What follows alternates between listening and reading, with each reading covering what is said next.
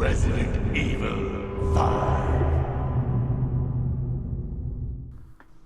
Hello there, Sir from 17 once again. This is my Resident Evil 5 professional difficulty video walkthrough. This is chapter 5.3, it's the Uroboros research facility. And you might be wondering why I rocketed the last boss, when you can kill him with the resources in the room and everything. That boss is a ammunition hog, like, completely. He only takes damage once you weaken him and you expose those, like, head testicles, those, like, proboscis things or whatever the hell they are.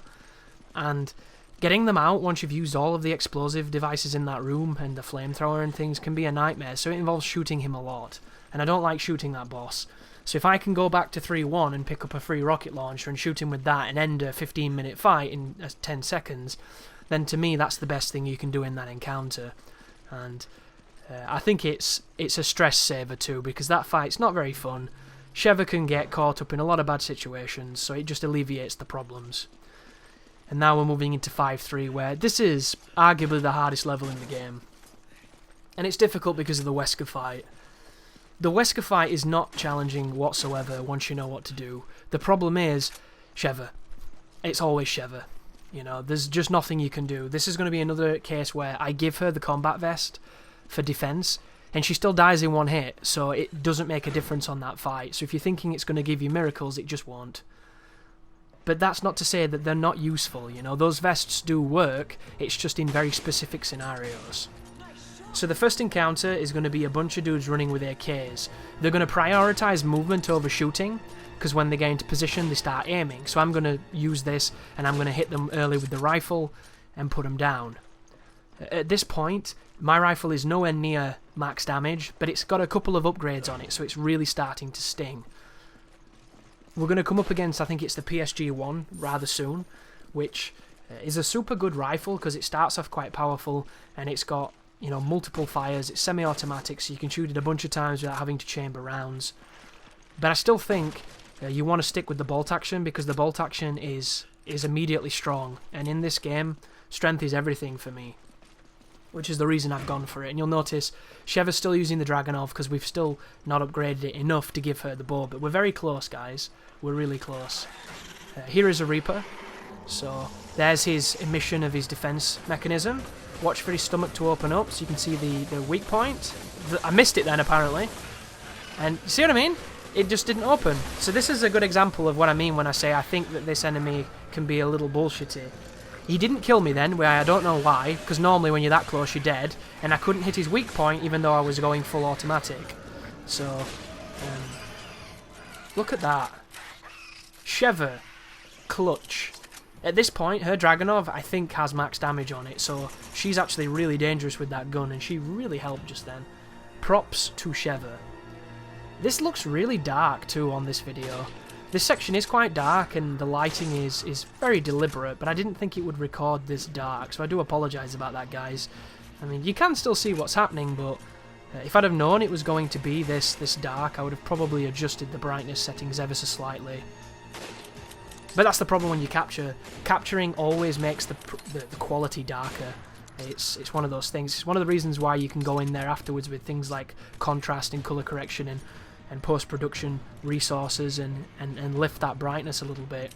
But it adds a lot of production time on the videos you make, and it also needs a piece of software similar to something like Adobe After Effects, which I still don't have, because it's a fucking nightmare getting that software. I wish I could just get the one off my laptop and put it on this, but it doesn't work that way, and it's mad annoying. And I've had a bunch of suggestions of what I should do, and all of them are great suggestions. I hate the song and dance of it, I really do. I should really repair my laptop and do stuff on that, but it's so fucking slow, and it overheats all the time. It's, you know, quality first world problems. But there's the PSG-1. In here is going to be a bunch of resources that'll probably be gold because the game hates you. There's another knife fail, so that's 2 knife fails in a row. 2 more shots for the person who likes a beverage with his YouTube videos. And we're going to be moving towards the lift sequence, which is actually pretty tough. So this lever here is going to set off the electronics on the the bridge, and when you get close to this, the platform's going to have 2 grenadier people, and it's going to have one of those black wrestler men.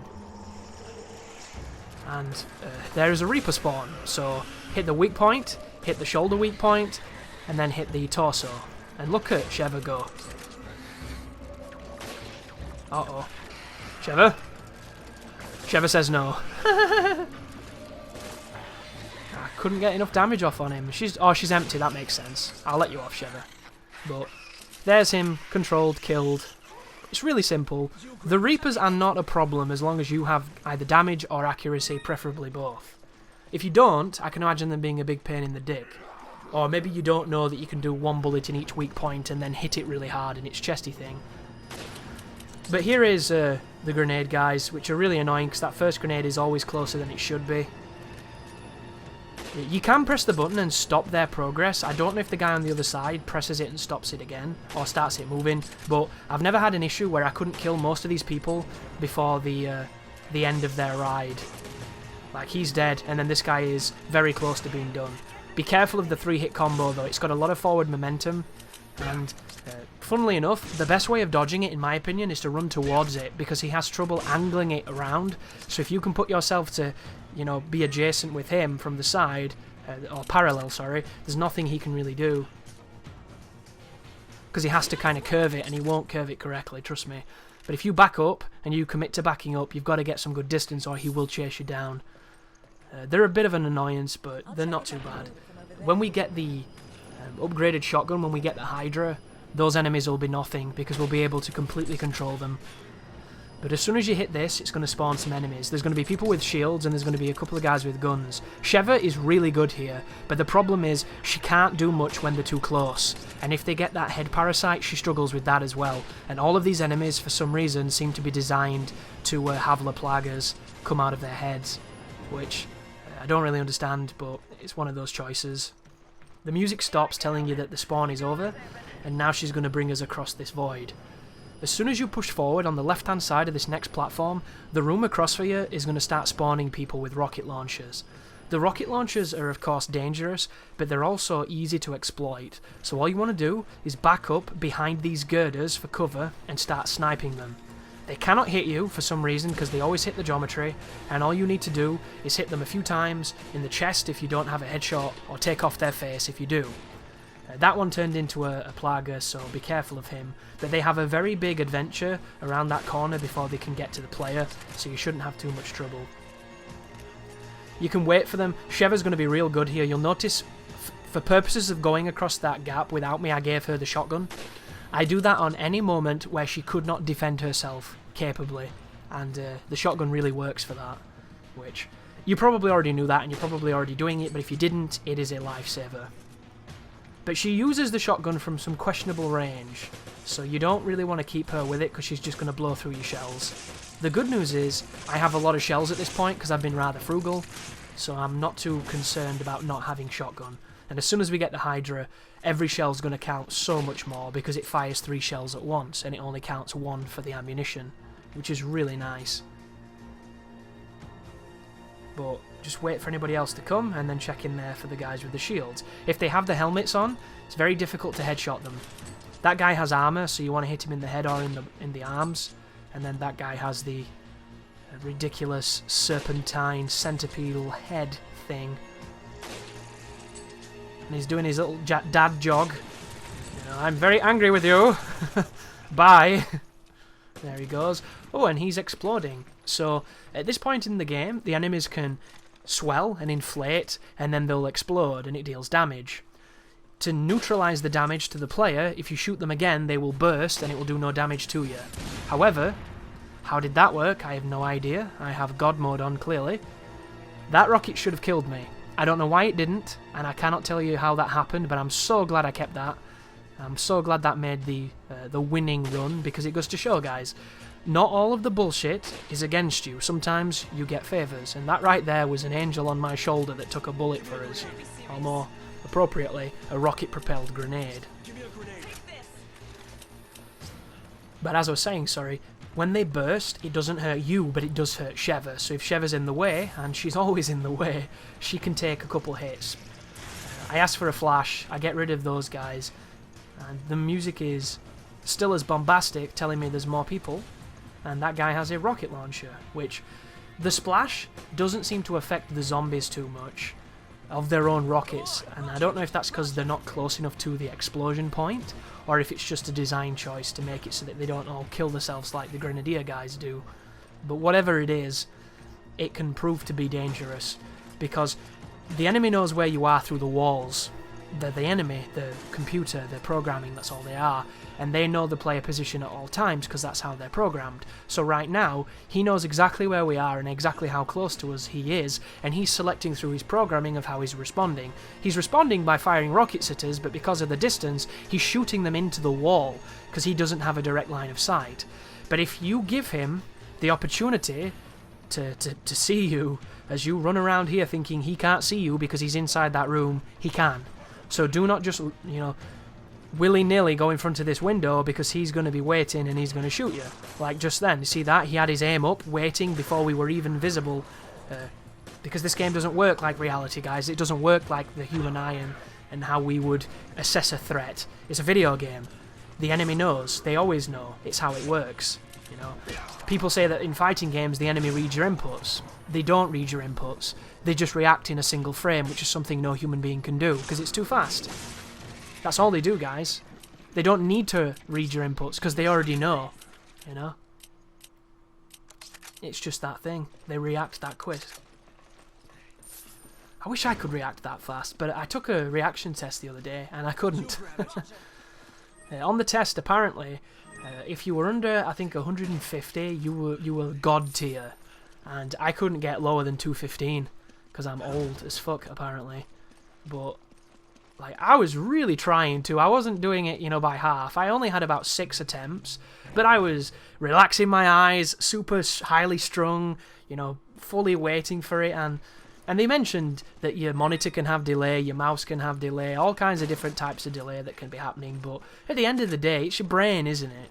And the one thing we know is that as human beings, we atrophy, which is to say that we break down. Our systems, our bodies, our brains, everything breaks down gradually because we're decaying and we will all die one day. Beautiful thing to think about, right? And your reflexes are no different. And it kind of sucks that your reflexes are at their best when you can't really use them because you're too stupid to even understand what they are. Which is not to say that all children are stupid, but I certainly was. And it makes me wonder what a 17-year-old version of my brain would have been capable of doing on that test. Because I tried hard as fuck, and I think I got 205, but for the most I was getting 210, 215.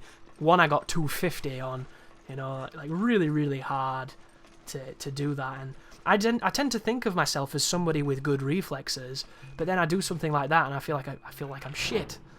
But it's that weird thing, isn't it, of knowing that every day that goes by we gradually get worse, and it is gradual, and you can compensate by being smarter and by using, your intellect, but you will never be as fast as you were when you were younger. And there's a part of that I feel almost sorrowful about losing my speed. I'm a little bit like Barry Allen on the Flash. I don't want to lose my speed, goddammit. I like my speed, even though it's, not crazy or anything.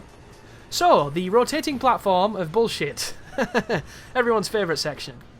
Do not shoot anybody but the people who are on the levers, and do not stop moving at any point unless you are shooting the people on the levers. That is your strategy. Because this is 100% unfair. There's barely any cover that's useful. The enemy has really good aim. You don't, because the platform is moving, so you have to compensate against the inertia of the platform's movement. It's annoying. Your aim will fight you the entire time. So if you can focus on one dude and take them out and then ignore the rest, you will do far better here. But guess what's happened, guys? Do you see Sheva's symbol in the bottom right hand corner? Sheva now has the bow. We finally got enough gold to give her the weapon. And you might think, you're on 5-3, there's only like 4 levels left. And, you're true. It's 100% true. But in those 4 levels, she's going to be a whirlwind of death. So hopefully it proves to be a worthwhile endeavour. And I think it is. Because after this point, I never had to worry about Sheva not doing much. Because she was always doing stuff, which was nice. That being said, I would love to have given her that bow at the beginning, but then that would have been cheating my criteria. Because every upgrade that you've seen in this game, and every weapon, I have acquired via the game's rules, and I have upgraded via the gold that I've earned. And you'll notice, I have 260,000 treasure or some bullshit, and I have not used any of that. I've just used the treasure that I've taken from the world. Additionally, I've done no farming, I've done no ammunition whoring via farming, I've done no egg duplicating or anything like that to give myself any kind of advantage, because what's the point in doing this if I did that? And to this day, I still get people who will blame and will condemn me, saying that I'm lying and that I've done all those things and that I've cheated and that I've somehow done this or done that, or I'm lying about the difficulty and this is really on, veteran or whatever. And those people are entitled to those incredibly flawed, semi-brain damage related opinions, but doesn't make them true. And the great thing about my walkthroughs are I don't have to make them, guys. I make them because I want to. And I'm not really a person who lies unless it's funny. I only really lie for the purposes of leading people down the garden path so I can set them up for a nice punchline. That's it. That's where my lies take place. Or, if you have to do those kind of like familial lies that everybody has to do to make your family feel better, because sometimes the truth is too painful for some people. Those are the only lies that I partake in. And if you're lying to yourself, then there's something wrong with you, I think. Even though we all do it, you need to be able to acknowledge that there's no real point in it. It's just delusions of grandeur and disillusionment for the sake of it. So this section here is easy once the platform stops. Until the platform stops, you're at the mercy of these people. They have a height advantage, and they have the ability to shoot you even when you're in cover. So I'm not going to say that I think it's well designed, because I don't, but I do know you can do this without being shot because I've done it. You just have to get a little bit of luck and be in a better position than I was, because you'll notice I started getting shit-fisted, and then Sheva really helped me out. But look at that. Sheva with the bow. What a beast. She doesn't have a scope, she doesn't even have a reticle, and she did that. That's how good she's going to be with that bow. Really, really cool.